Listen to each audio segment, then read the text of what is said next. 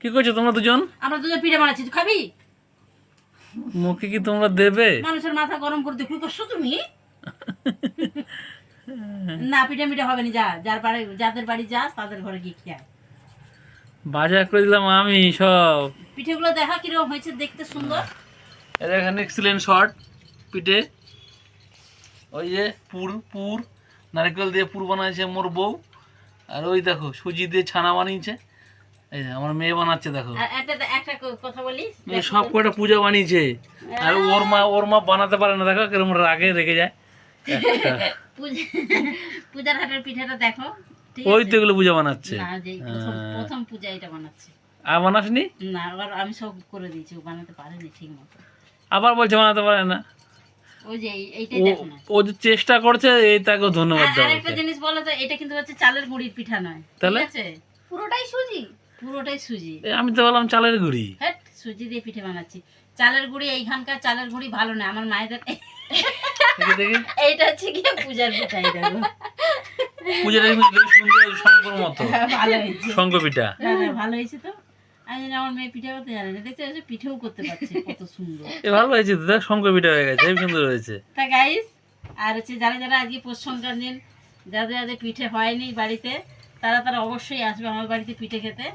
আর আমি এক হাঁড়ি পিঠে সেদ্ধ বসিয়ে দিয়েছি ওইদিকে, ওই যে দেখো হচ্ছে এক হাঁড়ি।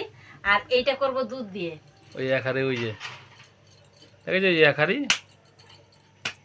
এইটা বানাবো দুধ দিয়ে, দুধে সিদ্ধ হয় যেটা সেইটা, এইটা বানাবো দুধ কুলি। দুধ কুলি এটা করব। আর ওইটা শুকনো পিঠে, ওই যে সেই নুলে ভাপার কুলি। হ্যাঁ এটা ভাপা কুলি। ঠিক আছে। আর তুমি যতই নাটক করো ভিডিও করো, তুমি একটাও পিঠা পাবে না কিন্তু আজকে। তোমরা পিঠে বানিয়ে যেখানে রাখবে আমি রাতে চুরি করে খেয়ে নেবো। তুই পিঠে তোকে ঘরে ঢুকতে দেবো না আজকে আমি, দেখিস তুই আজকে সংক্রান্ত দিন তো। এইটা হলো চিসন পিঠে। ও না না, এটা হলো চক্র পিঠা। বিষ্ণুর যে চক্র আছে, দেখছো চক্র।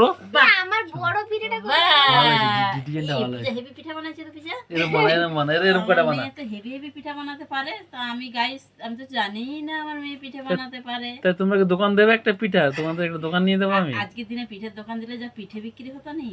একটা এইটা হচ্ছে কি আমার বড় মা, তার পিঠা এটা। আমার বড় মা যে ছিল মানে ঠাকুমার মা, এই পিঠাটা বানাতো। কোনটা দেখি তোমার বড় মার পিঠা? এইটা বানাতো আমার বড় মা। ঠিক আছে। আমরা যখন আগে পৌষ সংক্রান্তি পিঠে বানাতি, ঠাকুমা আমরা সবাই একবার পিঠে বানাতে বানাতে ঠাকুমা আমরা সবাই পিঠে, আমি তো অনেক ছোট, এবার ঠাকুমা পিঠে বানাতে বানাতে অনেক রাত অবধি পিঠে বানানো হতো তখন। আর আমাদের পিঠেতে পুজো হতো ওই দিন।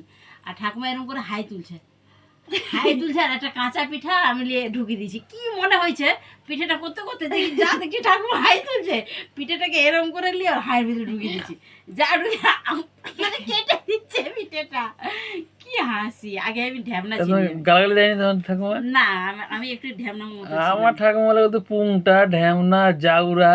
না আমার ঠাকুমা কোনোদিন আমাদের লাঠি দিয়ে আমাদের ঠাকুমা কি বলে তারা তো মজা ঠিক করছো তুমি বাবু। আমার ঠাকুমা কোনোদিনও আমাদের দিকে উল্টো পাল্টা বলেনি। আমার ঠাকুমা অনেক ভালো মানুষ ছিল। আর ঠাকুমার মা ও ভালো ছিল, আমাদের দিকে সবাই ভালোবাসতো। আমরা 3 বোন 1 ভাই ছিলাম।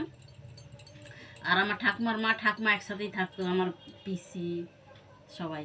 আর যখন পিঠে হতো সবাই একসাথে। হারাম আমাদের মতো পিঠে, হারাম আমাদের এত বড় বড় পিঠে, ওইটুকু পিঠে হয় নাকি ওদের পিঠে? এইটাকে নিয়ে একটা পিঠে বানাবে। ও ঠিকই আছে, 3-4টে কি খাবে? একটা খাচ্ছে ঠিক আছে। একটা মানে ছোট যে বিড়াল বাচ্চা হয়, একটা পিঠে বিড়াল